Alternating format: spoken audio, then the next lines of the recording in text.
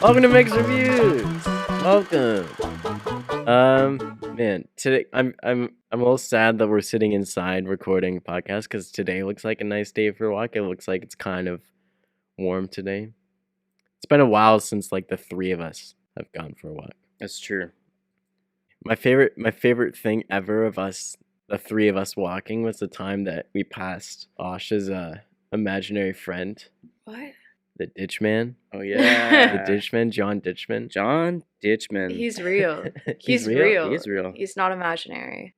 Wait, so how did it come up? Because I know we were on the walk and you were telling us a story, and then we turned it into a joke. Yeah, because You saw a guy in a ditch? I don't remember. I saw a guy in a ditch when I used to work at Lucky 13, and I was walking to work, and he scared me. I screamed, and then he apologized for scaring me. He was just chilling there. He was just lying there. I think he was trying to sleep, but then as we walked over the ditch, you guys were like, "Oh yeah, I know John Oh yeah, Ditchman." John Ditchman. And that's John. Grace or whatever. Was her name Grace? Grace, I ordered Instacart earlier that day, and Her the name was delivery Grace. driver was named Grace. And for some reason, Jackson and Tom decided to loop my... Not decided, we were Instacart. just sharing our story. Oh, of course, Our yeah. story. Anyway, they We looped go my way back. Instacart driver into this whole lore about John Ditchman. All right, so this is where our story starts of how our good buddy John Ditchman and his girlfriend Grace, because we have game time, every other Wednesday. Is it every? Yeah, it's every other Wednesday we have game time with Grace, and sometimes John Ditchman shows up. But No, it was every other Wednesday we have a game night with Grace, and then every other game night John John Ditchman comes by. but he's a busy guy, so he really only ever shows up to every other games night. So he's so busy. He's such a busy guy, but such a good guy. And Grace, his girlfriend Grace, Grace, just yeah. phenomenal. Love having game night with. I don't Grace. know, how did you guys give him the name John? Well, It's his his name name. is John. It's his name, John Ditchman. Just to provide some content, this is a homeless man who I saw once in a ditch. Yeah. Hey, the reason you saw him in a ditch catching some Z's is because he just worked like a triple-double shift. And he's got this drinking problem. He's a high-functioning alcoholic. Yeah. Oh my god. Yeah. Welcome to Mixed Reviews. Yeah, this is one of the bits that just goes on for Literally. Such Every a time good you guys guy. start talking about it, you guys And cannot so- get off the topic. Okay, and so we've changed it up this week, and we're gonna start having guests because we watched Asha's favorite movie, Rudolph the Red-Nosed Reindeer. One of Asha's. One One of. of Asha's top favorite movies, and it was fun to look at someone else's favorite movie and chat about that. So we've decided to start bringing guests on, which is pretty much just our buddies. So this first week, I chose our guest, and you don't know who it is. Asha doesn't know who it is. No, it's a surprise. And they picked the movie for us this week. So we're watching The Northman. So we sat down, watched it a couple times. We're going to watch it again today. But our guest today, awesome person, one of my favorite people. Probably the one person that loves movies more than anyone I know. If you watch a movie with this person, you're going to chat about it afterwards. And I love these conversations. They always recommend me movies, great movies. This person works in film. I've worked with this person. They're amazing, hard worker. They're dedicated, so creative. They're a big fan of anything Star Wars, big fan of anything Lego. Our special guest today is the one and the only Adam Sourges. Oh my Whoa. god. What's going There- on, there- people? Look at this guy. What's going on, people? What a legend. What up, everybody? So how you doing? How you doing? I'm doing great. I'm at home right now. The film industry isn't really active right now, so I just have a part-time job right now, making pizzas at a restaurant. So You just had a birthday too? I did Oh, just have yeah, a happy birthday. birthday, I happy turned birthday. 22 years on this earth, and I have to say, I was about to swear. I was about to swear again. Man, get me off. You know what I mean? I'm out. I want out. I want out of here already. I'm done. You know what I mean? But you know what's keeping me around? Mm. Great movies like The Northman. That's what's keeping me around. That's good. Yeah. Hey man. It's an awesome pick. I'm really looking forward to chatting about it. Mm-hmm. Yeah. So glad. So glad. All right. Well, I guess I don't know how we're gonna do this, but I guess let's watch just this jump movie one in. more time, and then we'll be right back. Yeah. Let's do it. No, we're gonna watch it one more time, and then we're gonna chat about it. Okay, let's Yeah. watch it. Let's go. Let's go watch this. Okay, wait. So who's gonna bring it back? I'll bring it back. Okay, I let's think. go, Tom. Let's go. I think Adam should bring it back. Actually, yeah, Adam. You Okay, bring it okay, in. I'll bring it back. Reel it in for us. Yeah. Okay, you ready? Oh my goodness! Wow! That took my breath away. I could not. Oh my goodness, guys! I tell you that was what I would consider an epic. You know what I mean? Yeah. I would consider that one of those movies that you have to go and see in the movie theaters. You know what I mean? It's like oh good gosh! It was a good movie in theaters. I was. Yeah. It really brings you back to the big, like the old big Hollywood movies that were just such a big spectacle. Mhm. Like, this movie was such a spectacle. It was. It It was. was so It much. was a massive like epic, like one of those like big triumphant movies, like Braveheart or just like Gladiator. Those like classic like action big picture movies. You know what I mean? Just massive scale, and this movie, the scale of this movie is insane. Mm. They fight in a volcano in the end. They fight in an exploding volcano. It's basically Anakin versus Obi-Wan, but Vikings. That's just what I was gonna but say. Vikings. Yeah. It was amazing. Yeah, no, that last fight scene was so good. Just the way the camera work was like so simple, just kind of like a wide shot. Yeah. Watching them fight my over God. that little river of lava, So cool. just kind of letting the action do all the storytelling was like so dope to me. I loved it. The camera work in this movie is just so good. I'm trying not to swear now that Adam's here. I'm like Oh man. It's gonna Sorry, start Tom. coming out. instinctively wanting to just cuss, but Oh, for sure. Yeah, should we just get it out of the way and then we'll just be like 30 seconds of just censorship? Should we do it? it'd be a Yeah, funny little yeah. Patreon. Okay, just- okay. Let's get it all let's out. get a clip here. Let's get a clip Okay. here. Okay, ready? Ready?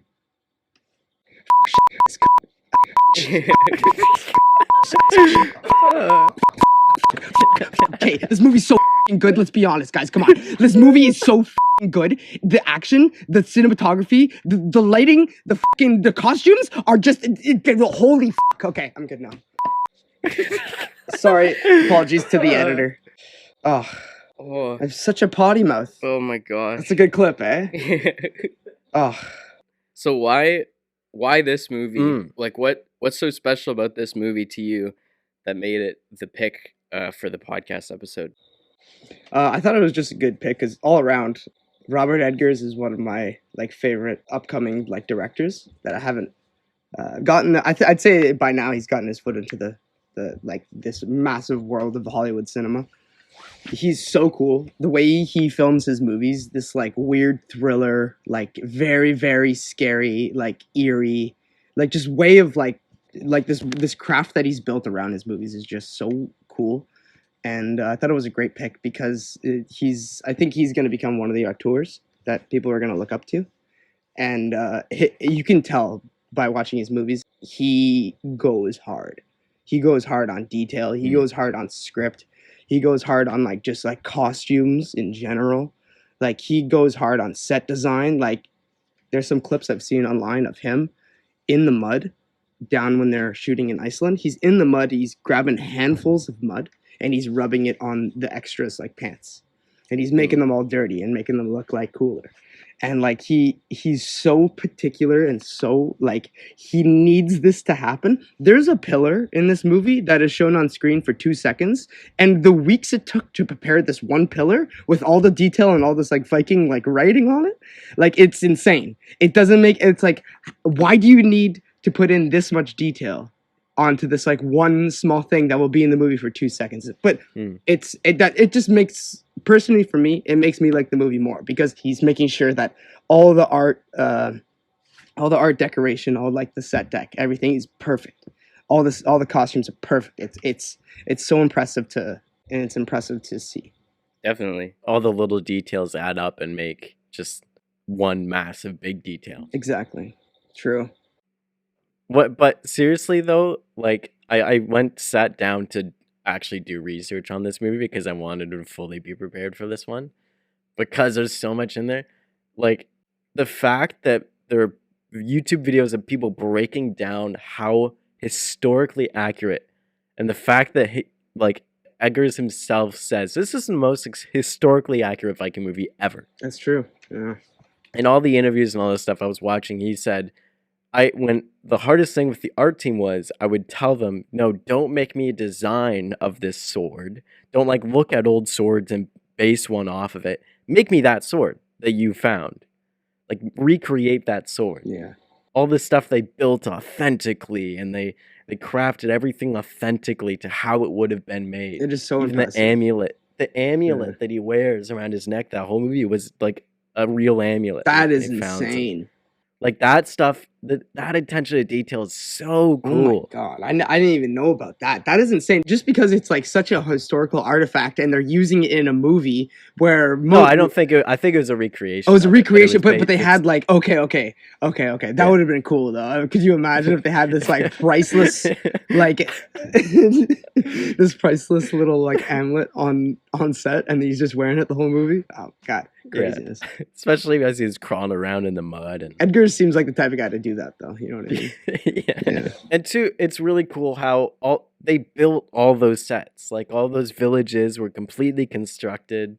I think it was the production designer maybe that said it. It was like if we left all that stuff there, that could have just been a museum of how a village would look at this time. That's insane. Because they really authentically recreated it. That's the thing I love about movies that go like super hard into it, is the fact that we can relive our history through just our entertainment.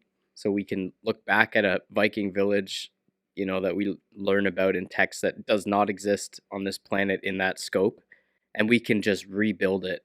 Maybe not identically or to the same level that Vikings did, and it doesn't have like the wear and tear of the years on it, but we're able to do that and to recognize the fact that this existed in history. Just for like a movie for people to watch, the historical accuracies of what filmmakers are able to accomplish is like what makes this art so intensely addictive and like unique, and intensely addictive and intensely like unique almost. And it's just like it hits home almost when you're watching it. You're like, man, I really appreciate that someone worked their ass off to put this thing on screen. Yeah. And just like it is so heartwarming, and I love it so much. I really respect that, and that's probably one of the reasons why I think he's one of my favorite filmmakers. One thing I love with the story too is it's based off of the legend of Amleth. Yeah, and that story is what inspired Hamlet, which also inspired The Lion King, and it's very obviously right. You see it in this movie. This movie is the story of the Lion King told in this epic of this Viking epic. Where the uncle kills the father, the son runs away, and eventually comes back and saves his mother and gets revenge. Yeah, it's more than that though. There's a quite a big twist on it. Yeah. Like the whole mythology of the Norns is super interesting. Because like the Norns in mythology are basically like the tellers and seers of the destinies. Yeah. They don't have like any control over destiny. They don't have any powers over destiny. They can just see destinies and kind of through their will and through their communication with individuals can kind of influence people towards those destinies. And it's not written anywhere or spoken anywhere, but the three shamans he sees, one being the Fool when he goes into the ritual with his dad at the beginning. It's really quick. Willem Dafoe as that fool. Yeah, Hermir the Fool. I tried to change my name to Hermir the Fool, but it didn't come up. Yeah, I think he's one of the.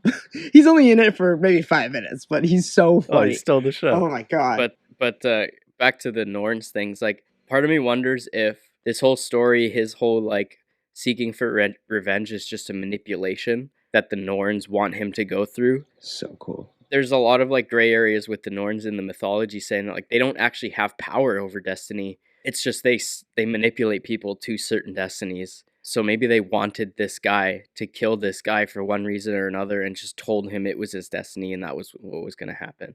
That wasn't his actual destiny. He could have lived a life as he said, like sees fit.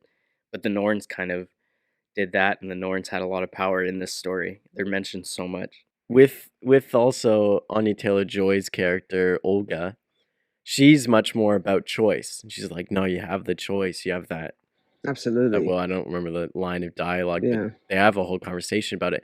He goes and finally leaves that destiny behind to be with her in the end, but then realizes that she's pregnant with his children, and is like, well, I need to. It's kind of like this decision he makes to have that destiny for their sake. He decided to stick with his destiny. He could make the choice and he could leave with her, but he chose for their sake to stick through his destiny and get that revenge. I'm sitting here thinking about it now. What kind of makes me laugh now is he says when he finds out she's pregnant, he says to her, as long as Fenrir's alive, Fjolnir. his uncle. Fjolnir. Yeah, Fjolnir. Fjolnir. He's like, as long as Fjolnir's still alive, my children will never be safe. Thinking about it, this guy's a sheep farmer in Iceland now. I doubt he has the power or control to like create another uprising to kill another kingdom. Like, I wonder. He lost it his first time. Yeah. Just makes me wonder if like that was a decision that didn't need to be made. Yeah. And he died for nothing, but he was just so enthralled with this destiny idea and his revenge for his dad that he could have had a happy life with his children and Olga, but Tom, because at he that was kind of point, brainwashed. At that point in the movie, Amleth has already killed Fjolnir's son. He stabbed him through when he's sleeping. So he's already sealed his fate at that point. You know what I mean? That's He's true. kind of escaping, but someone's gonna come for revenge. At least one of them's gonna come for revenge. Good point. Yeah. So his fate was already set before. Like his actions would always bring him to his destiny. I feel like. Good point. Yeah. Good catch. I really do love with the twist, though, is that he's given the truth about his dad. True. And the fact that, his dad didn't love his mom. He is the product of his father abusing a slave, right? Exactly. And still, after all of that, he sticks through with his promise. Well, he does because he doesn't realize it until he finally realizes the truth, and that's where everything just starts to turn. That's like the big twist of the movie. And he's like, I heard you, and then like as a boy, I heard you crying the day he killed my father. And she's like, I wasn't crying, I was laughing with joy. That's what I was gonna go back and check out in the movie, but I never did. Was to see if she was laughing, because every time I think about it, I'm like, oh, was she actually laughing in that scene? Which I'm sure she was. You can take it for both ways. If you have the idea in your mind that she's laughing, she's laughing. If you have the idea in your mind that she's screaming for help, which is like what you're led to believe at the beginning of the film, you can take it as both ways. I also like the little like kind of Lady Macbeth take she has in all this, where in the end she was really the one that led it all. It wasn't really, she begged him to go and kill her husband, right? It's true. She was her that really started all of that, and she wanted her son dead too. Right? Like it was all her. Well, she was meant to be like super manipulating, right? Because she even said, "Oh, if you kill all these guys, then I'll be your queen now," And then she gives him a big old smooch. Yeah, that was gross. Yeah, that was like the happy birthday scene in Breaking Bad. Yeah, let's not talk about the forbidden scene. Oh, sorry. I love that show, but we'll skip that scene every time. We'll be right back. And we are back. All right, so we've been sitting here raving about this movie for a while. And before we get into like probably any criticisms, on a filmmaker standpoint, Adam, what do you think sets this film aside from probably any other movie set out in 2022? Like what technically as a filmmaker makes this just a great movie? Did this movie want to make this is definitely specifically a men question. I don't think anybody else would want to do this, but does this movie want to make you go naked into the woods, sharpen sticks with stones and like hunt? You know what I mean? And just like just be like this like primal like human. You know what I mean? And just hunt with your mouth and just rip open like little animals and eat them and survive. I don't know where I'm probably the only one, but after watching that scene where they're all dancing around the fire and they're going, you know what I mean? Like that scene's pretty. Yeah, it made me feel tough. Yeah. You know what I mean? It was like, yo, this is what they used to be like before, like, cell phones and stuff. They used to do this stuff. This is actually like what it was. Like it's pretty cool. Asha, what do you think? Do you think this movie makes you want to go out in the woods and attack things with. Being naked in the woods. I mean, I wouldn't say so. I am not really, because I don't know. I don't want to tear apart little animals with my. To survive, but you need to. But I have hands. Yeah, true. Yeah. Yeah, I guess it's only me. I'm just a weirdo. I don't know. Yeah. I was a huge fan of the camera, Yeah. like the decisions for camera movement in this film. There's a lot of movement, but it's all very slow and drawn out, and a lot of following and tracking. Quite Almost like you're being carried through this story, right? It's not like a typical, what we've come to know as action movies, where it's like a lot of quick cutting in like battle scenes and stuff. Like it's all wide shot or kind of medium shot, slow, long takes of just epic fight scenes. One thing I really love about the fact that they did that is they made it impossible to switch to a stunt double. Oh yeah. It was Like, there's- legit like all done by like the actor. Like that first like fight scene when they attack the village and they raid all those barbarians. Yeah. And then you see all these like little like hairy things moving through the grass. They're all going "Arr, arr, arr, arr." They're wearing like wolf skins. And then one of the guards sees the barbarians that are sneaking up on him, and he throws a spear, and Amleth comes and turns, grabs the that was spear so cool. mid-air, turns around and throws it right back and hits the guy in the chest. Yeah. And then, and then Amleth's just there all jacked and manly and sexy. Oh my goodness. Yeah, guy's got traps for days, Dude, man. His traps are massive. This guy went so hard in the gym for this movie. He looks great. Yeah, I agree. I love looking at him. I'm not gonna lie. I love looking at him all Viking and sweaty and bloody. It just made me feel like insecure almost. Oh, absolutely. I didn't want to like take off my shirt ever again. Like I didn't want to look at myself in the mirror. I would just be disappointed. Like I just want Alexander Skarsgård's body. Like, oh my goodness. One thing that I really love about this film is the super duper amount of fire. Because I've worked on set with fire. If you're on set with something, you're never actually lighting something on fire. It's all controlled. It's usually just like propane shooting out a flame rather than actually lighting something on fire. And all the stuff, all the logs in it are all non-flammable, so they don't actually burn. But if you watch like that scene where they throw the torches on the roof and all the people are inside, you don't actually see any of it actually catch fire. You just see flames. It's so cool how that works. It's cool. How in all of that, none of it's actually anything on fire, but it all looks so cool because in film they've perfected the art of fake fire, and I think that's so cool. It looks so awesome. Yeah, it looks great. Especially with how they shoot it on like real film stock, which Yeah. organically has a pretty Panavision. good dynamic range, especially when it's exposed for like fire. Mm-hmm. You get amazing detail within the flames, but then with the contrast, you get kind of like this really dark and brooding like world around the fire, obviously, because you can't expose for fire and then expose for someone's face, for example.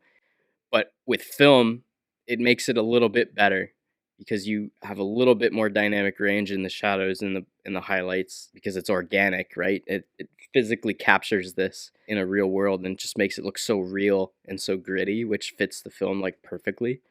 And I love the fact that they shot it on real film. Oh, it looks It just good.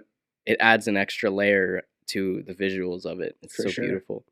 Does Robert Eggers always do film? Yeah. Is everything he shoots on Yeah, film? his last 3 movies have been shot on film. Yeah, the Lighthouse was shot on like an old like Super 8 camera or something. Really? Like some very old 16 millimeter like film camera that was Of course. Well, pretty it was crazy black stuff. and white too. I remember seeing like a little thing about how he was playing with color because although you're shooting black and white, color still has Mhm. an effect over black and white. It does. For example, the Adams Family set was like a hot pink to Yeah. get that right shade of black. Oh wow, I didn't know that. That's cool. Yeah. So in the Lighthouse, they wore like these like bright blue gloves to get like this like certain shade of color, and like these like dark green jackets.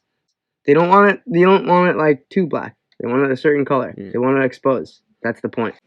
Yeah, it's all like contrast ratio with black and white and what color gives you a certain contrast ratio in your black and white. Mhm. Although not the movie we're talking about, but still kind of like Still a cool same director. little, Cool movie. yeah. Cool little look on film. Now, what about things you weren't too fond of in the Northman, Adam? Let's bring it into the other side of this. Anything kind of stick out to you that you just kind of hit you the wrong way, or you're just kind of like, I don't love that? I'm gonna be honest, guys. I tried to find stuff that I didn't like in this movie, and I really couldn't. Maybe the one thing was the time.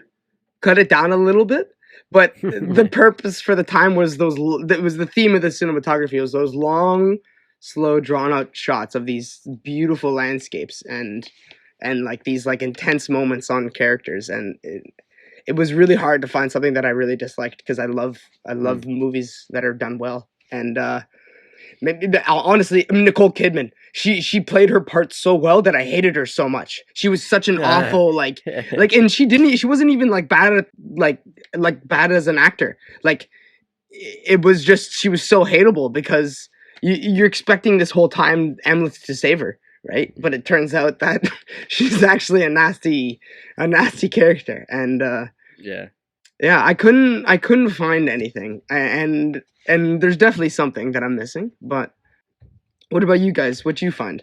This isn't necessarily like criticism or anything, but in the movie, after they burn that village down, the witch tells him that he needs to kind of let go of like being a beast. He needs to start becoming a man if he wants to fulfill his destiny. And they really hinted the fact that Amleth is become a wolf, become a beast throughout his life. And as a man, he's become a wolf and become a beast. And if he wants to achieve his destiny, he needs to become a man again.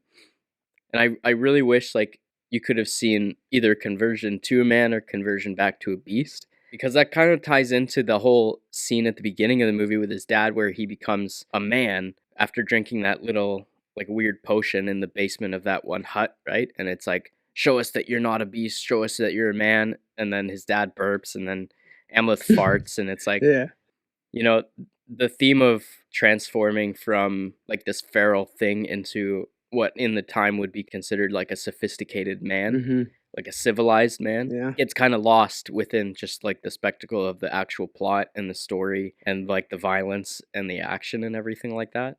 So I feel like it could have been like a cool little thing to really lean into with the theme, but there's no complaints on my end. I think it could have been more. Yeah, for sure. I agree with that actually. Yeah, Jackson, anything from you? It's hard to hate movies, eh? It's hard to find something negative about movies unless it's like just blatantly obvious. But like because we're movie lovers, it's so hard not to like, you know, I don't know. Continue. My main thing was kind of less like something I hated about it, more just kind of what I found why people would dislike this movie. And I feel like the reason I love artsy movies so much is the attention to detail. It is, yeah, exactly. Telling stories in different ways rather than just being a superhero movie or being a high action movie. And this movie, especially most compared to his other movies, is the most Hollywood movie of them all. Is kind of, it has that narrative story more. It's the classic revenge story, you know? Yeah, it has something for everyone. I was watching an interview and it was a whole bunch of the cast and Robert Rodriguez talking. I don't remember who said it, but someone said think of it more like fine wine or fine food, right? There's something special about it being a fancy wine and something special about it being fancy food. There's more to it than just like this is now me going off of the point, but compared to just like having fast food, right? Where it's made quick, it's made to just be good, right? And it's not really anything fancy to it. It's having that detail and having the craftsmanship of this movie. It's just what makes it such a good movie. The group effort, the brain work that just went into this is insane. Yeah. All right, we need to take a stretch. We'll be right back. We'll be right back. Hello, listeners. It's Jackson's mom. I'm here to tell you about our Patreon. If you subscribe to our Patreon starting at $3 a month, you can unlock early access to videos and podcast episodes, be a part of live episodes, receive free monthly gifts, and hear full versions of our podcast with bits like this. Yeah, this is off topic. I made a llama. You know llamas with hats? Do you know the YouTube series? Llamas with Llamas hats? with I do hats. not. Okay, well, I made a reference last night, and I was hoping everyone would get it. Being like, oh yeah, he stabbed him 37 times in the chest. Charlie would have loved that. No one And knows then no what. one got it. I need to look it up now. Llamas with hats. Llamas with. Carl, why is there a dead guy in our living room? Oh wait, I didn't see him there. Why? Why is he stabbed and bleeding out? Oh well, I was in my room. I was reading, and this guy walked in, so I stabbed him 37 times in the chest. Carl, that kills people. Oh, I didn't. Hey, it's this whole thing. Well, he's so genuine. He doesn't mean it. He's just Yeah. a unicorn or whatever. So, subscribe to our Patreon today. The link is in the show notes. And now, back to the show. And we are back. I want to get Asha's take on the goods and the bads of this movie, because this is, in my opinion, quite a movie directed at guys. And No, for sure. I want to hear like Asha's genuine opinion on this hyper masculine, hyper violent kind of story. Like I want to hear what she's got to say.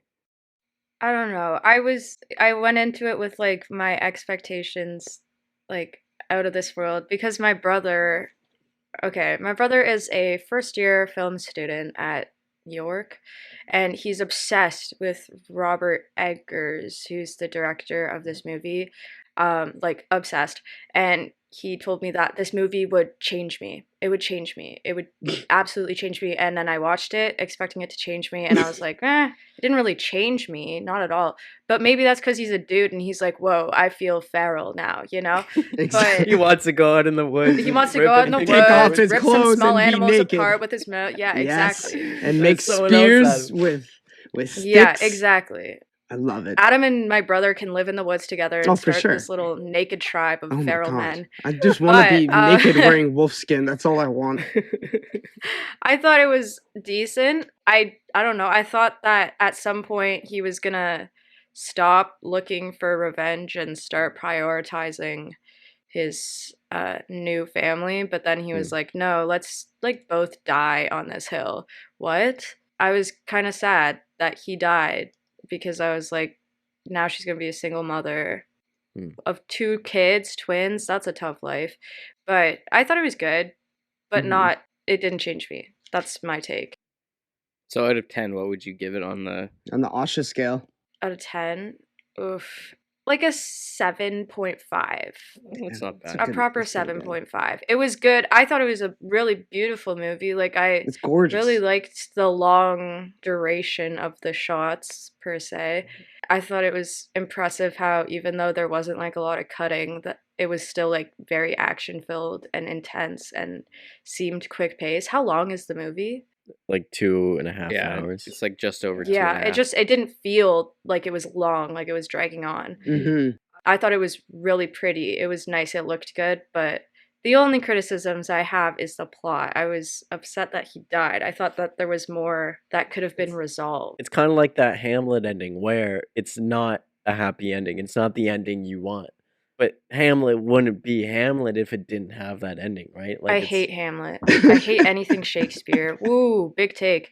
But I thought someone should have lived. Like, well, it was good. I liked how, spoiler, but I liked how you don't think he died at the beginning until dude's hand slips off the thing and it's still inside of him. I thought he was just holding it up. Mm-hmm. I was like kind of shocked that he killed him. I think the girl was a girl boss. Cheers to that. I think dude was decent, but I don't know. I think he was letting what the shamans, The Norns. yeah, I feel like he let what those people said I don't know, he put that as a priority. Like there was times he could have killed his uncle, but he was like, no. They told me that I was gonna kill him on a fire lake, so I have to wait until that happens. But like it could have been a happy ever after. He could have just killed him and then lived with this magic woman and their twins, but he didn't. He was like, no, destiny says I have to do this. I was like, boy, think for yourself. But do you think that goes towards his whole character where it was he was so enthralled by revenge and by his destiny, that he just could not let go of it. He needed his revenge. Yeah, but I feel like he could have gotten his revenge in a better way. But I think you're right, Asha. it's the plot. It's all the plot. It's like historically accurate. Cheers to that. Although he actually doesn't die in the historically accurate part. But okay. What was it? He goes on and he marries. he ends up with two in the historically accurate legend or whatever. He ends up marrying this woman, but then he ends up marrying another woman. So he has two wives. They like move to Scotland. Oh, okay. It's really, we watched this like 18-minute long YouTube video of it. About Amleth. Yeah, it was the same for the first half until he marries two women and like kills a bunch of other people. I think in the original story, he never actually ran away from Fjolnir. Correct. Oh. He stays with him, and then he like plays this wolf character. Who's an idiot. He plays simpleton. an idiot to blend in and make everyone think he's not plotting to get this revenge, that he's just stupid. I send him off to somewhere in Britain, and he meets this like British king, and I forget what happens there. But then he gets sent by the British king to go find him this queen, because he's like this warrior. And he ends up falling in love with the queen, and he leaves with her. And But he's also married to the king's daughter. Yeah. It's kind of that story was complicated. very. But I think in this one he still acts like a simpleton when he's the peasant, like he's blending in. It mirrored the legend in that sense. I was kind of hoping for those two wives happily ever after. But then again, you know what? I kind of like that it wasn't happily ever after because it caught me off guard. I certainly was not expecting him to die. I feel like if Amleth didn't have like his little half brother stab him 18 times in the shoulder, he would have won and survived. Yeah. Oh my remember that? gosh. Yeah. That dude is metal. That little kid. Yeah, he just jumped on his back and as you said, Tom stabbed him 18 times, and then he threw him off and sliced him in half. It looked like. Yeah. And I have something to add on the stuff that I didn't like. This is the one thing that I was just like, okay, well, whatever.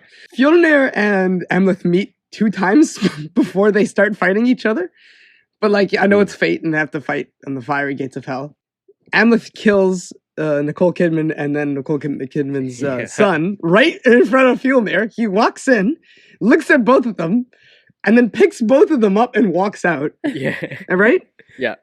No, that was cold as hell, man. Yeah. Fjolnir comes in and sees his dead wife and kid, and he looks at him and he's like, takes a second. He's like, nah, dude. That's Nah, a dude dude. for real, man. He was like, nah. I'll meet you at the gates of hell. And then Amleth just goes, the gates of hell is where you'll find me. And he walks away. I'm like, dude, that was metal. That was so metal. I loved it. Just drags his wife's dead body out of the room. I looked at Jax. I'm just like, that was cold as hell, man. Also, another thing to bring up about that old broken English that they all speak. So Asha might be not a fan of this, but Robert Edgars took a lot of inspiration from Shakespeare and that Shakespearean dialogue kind of thing. So when he was younger, he used to act in like Shakespeare plays, and like he used to also write plays and like do all the set design for them and stuff like that. Oh, that's dope. He was like an active worker in the film industry and in like plays. He was like a huge costume guy and like just like set designer. He throughout doing all these plays throughout his years of making films and directing plays and putting on all these like great performances, he like grew accustomed to this like Shakespearean dialogue, and his last 3 movies have all this like old broken English of like these old kind of like the old sailors, the old farmers, the old like Vikings, and it's a good theme that he uses, I think, and I think it's cool that he uses his knowledge to his advantage, because I don't think a lot of people release films like this. Right. And it's just it's a little hard to get used to, but once you're in it, I think most people can understand what people are talking about. Well, I remember when I grew up, I was an actor. Like I acted as a kid in like a theater company. And one of my first plays I ever did, I think I was like 13, I played Puck in Midsummer Night's Dream. And we did it with the Old English, like the actual prose and the iambic pentameter, like the real English from Shakespeare time. And dude, learning that as a 13-year-old was brutal. Oh, I can't imagine. But then when I went to high school and we started doing Shakespeare, and it was like so easy to understand because I was kind of forced to learn Shakespearean language before doing it. And I just remember hearing everyone hate it. They're like, oh, I don't understand. It makes no sense to me. And I'm thinking like movies that Robert Eggers makes in this kind of language, would that not throw off like a lot of people? Oh, for sure. I feel like it Because would. I think out of like 30 kids, I think there was maybe 1 or 2 people who understood and like actually took the time to learn the Shakespearean language.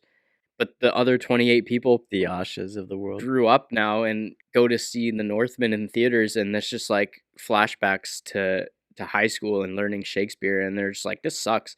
I hate this. And then they Mhm. go on Letterboxd and talk about how awful it is. And that Marvel's Avengers was so much better because it was in real English. Mm-hmm. It's kind of funny how big of a risk it is to do something like that, and that Robert Eggers kind of doesn't care and will still do it and Yeah. still make an amazing film. For sure. He does what he wants. Yeah, the diction made it feel more authentic, I found, Right, which For was sure. nice. It brought you into the movie. Yeah. Yeah. Oh my gosh.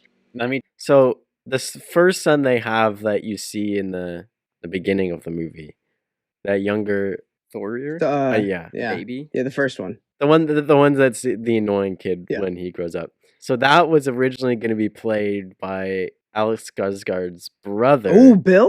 Bill Skarsgård. Ooh. But then he dropped out of the film, and this guy took over. But I'm like, imagine that That character. would be so As- cool. That is yeah. something in a different universe. I feel like that is I think there so was unfortunate that he dropped out. That would have made the movie. If I was sitting in the theater and I noticed that it was Bill Skarsgård and Alexander Skarsgård in the same movie and they're playing like half brothers, oh my god, Yeah.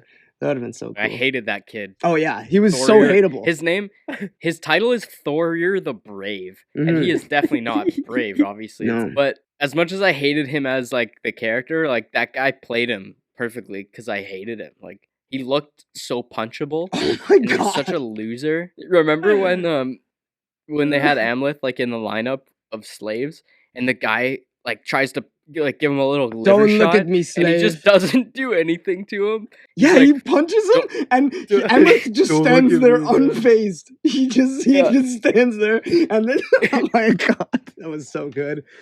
It just shows you how strong he is. I laughed out loud. He's the bear wolf. I am Hamlet, the bear wolf. Man, we've been chatting here for quite a while, eh? We got anything else? I've got my random notes here and there. Yeah. Let's list them off. Just the lighting of that movie. Tom and I were talking about it when we watched this last night. But man, the lighting is so good. And it because especially it's shot on film, you can do so much more with the lighting. Mhm. But like scenes that are lit by just fire are so beautiful. Scenes that are lit really just by nightlight too alone. So beautiful. But also just the regular daytime lighting. Mm-hmm. Some of the shaping of light in that movie was so good. The just lighting in general. That movie, Mm-hmm. it was so All those the shots of that wolf, that black wolf looking at Amleth.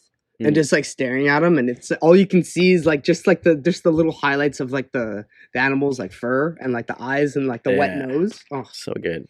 yeah, no, all the nighttime scenes were really nice. It was so nice to Mhm. look at something that was like it was just beautiful. Good It was low light. beautiful low light, beautiful everything. It was so well done. But this is a good lesson in motivated lighting. He lit it so well that it looks like there's no light. Yeah, Mm. it's all You know? natural. There was like no lights to Exactly. ever be there, and it's But nice to look at. I'm convinced he hung lights and Oh, he did for sure. you know shaped his Yeah. lights, but he did it so masterfully that like the fire scenes were lit perfectly that you think it's just lit by the fire. Mhm. But then when you really look at it, you catch little backlights, you catch like the trees in the background, and then every once in a while you see that Yeah. lightning flash in the background. You Yeah. obviously know what that is. A sky panel of some Yeah. sort. and all the moonlight Yeah. is like it's way too aggressive to just be moonlight. And being shot on film too, like film is great with highlights, but film has a pretty poor low light rendition. Like it needs to be sensitive and it needs to be lit for it to render anything. Otherwise you're just gonna have dark and unexposed film. Mm-hmm. So they really like you have to light on film, like even if you have high ISO film stocks, but Always that's light. just goes to show he did it so well Mhm. that Always it- light. you know, people are convinced that he didn't light the night scenes and all that stuff. Like, Always add light. Always. Oh my god, my setup is falling. Sorry, everybody. So as much as this movie is a visual, oh my gosh, a visual spectacle, the audio and the music and the sound Oh. design of this film. Great Oh. point to bring up, Jackson. Oh my In the god. theater, what Like you're surrounded by the drums of the music, It's so and good. And those like old violin kind of like sounding like but I seriously, think that instrument's called a hurdy-gurdy. It's an old Celtic thing. You made has, that like- up. You made that word up. No, I didn't You get this made up. that up. Swear on You're my life. making this Swear up. on my life. You're making this Swear on my life. All right, continue. Google it.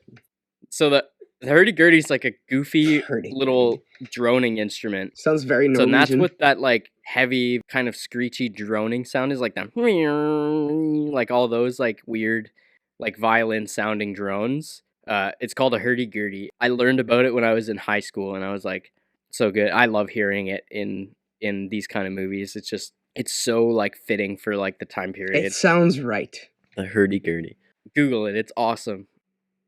Also, too, one of my favorite audio things is especially because we know the sword. He can't open it during the day. During the He daytime. can only open it Oh, at night or Jackson, in the gates of hell. Yeah, you noticed this and you brought this to my attention, and I thought that was really Yeah. cool because I didn't notice it first time I was watching. I caught this in the theater and it made me and I was forgot so about it good. when we were watching it here. I freaked out Yeah. again. Good visual and audio storytelling without exposition, basically. Right? But it's when Fjodner goes to be with Olga and she's unclean, so he's leaving and he's all mad. Right? That's when She's that happens, right? unclean. Oh, like when He's gonna go kill Fjodner then, right? He goes to pull the sword, and then right before that you hear the rooster crow, and the sun starts coming up. And, oh, what great sound! And I don't know if you guys also caught this. Like right before he goes in the cabin, Fjolnir says, "Get ye to bed. It's nearly dawn." As well. So it's like there's dialogue which plays to the one part of the audience that wouldn't catch the audio clue, and then there's the audio clue that nerds like us would catch and be like, Yeah. "Oh my god, it's the morning. He can't use the sword." And then the click of the sword not unsheathing, and it's like, "Oh, that's dope." And then we cut also to the sun actually coming up. So good, and it's so consistent across the whole Mhm. movie. Is like little nods like that, like good visual storytelling. Mm-hmm. I'm geeking out about it. Oh, it's so good. I know I'm the negative reviewer of this podcast, but this It's movie hard is to just be so negative. artful. It's so hard to be negative with good movies. When it comes up to the whole topic of mixed reviews, and when people ask me what this podcast is about, I don't want this to at all be a review podcast. I don't care about our opinions. I know you can discard them. Yeah, it's literally just about want like the cool behind the scenes stuff that we Yeah. know as filmmakers, and that's really what it is. What goes into a film that makes it good or bad? Exactly. What actually? And even sometimes even hearing the stuff that happened on set and the techniques that he used almost makes the enjoyment of the movie better. Oh, Yeah. Yeah, and it's so much fun to do this, and it's such a good. This is such a the cool thing to do, and Yeah. this is why I wanted you to be our first guest, because I know you have the same love, yeah, for and film and love everything. for film, Yeah, and I thought you'd be great No, that's for this. Yeah. So thank you for coming on. I was Well- excited. I knew you were gonna be on at some point, but being the first guest, man, that's Yeah. a strong opener. well, I'm so glad that I could surprise all of you and And the be Northman. here. And the Northman, and such a good film to review, eh? Such a And- good film. But man, sitting down and watching that again, I love this. It's exciting. It's a nice slow well-made burn revenge movie. I think another thing that set me aside watching it in the theater was, I mean, I'm one of those people who watch movies with subtitles. Like I find that I'm able to follow a movie and understand a movie way better if I'm able to hear and read the dialogue. Mhm. So when we were able to kind of like go back to a couple scenes after we watched it this time with a little bit of dialogue, I'm like, oh, the sword's named Draugr. Like, that's dope. Mhm. A Draugr in Norse mythology is like an undead Northman, basically, that That's died so without cool. going to That Valhalla. is so his- cool. Oh my god. That So is it's like- so cool. Learning the sword's name is Draugr just made it that much cooler to me. And Knowing the that detail pronunciation- now makes it cooler. And the pronunciation they use in the film is probably more realistic to the language from the time, and it doesn't sound like Draugr, but when you read it as Draugr, you're like, oh, I know what a Draugr is. I've played Skyrim. I know a little bit about what a Draugr is, and like hearing the backstory of how that sword was made and like being able to read it makes it so much better for me. Anyways, to wrap this all up, thank you, Adam, so much for Hey, coming I on. just want to say thank you for this opportunity. I really appreciate it. Thank you for giving me a platform where I can speak my own voice. this doesn't happen often, but I'm really appreciative of it. 100% we're going to have you back on eventually. Well, Adam, thanks, man. It's great chatting with you again. Yeah. All right. Okay, good. Take care, everybody. Yeah. See ya. See you, buddy. And thank you for listening to Mixed Reviews.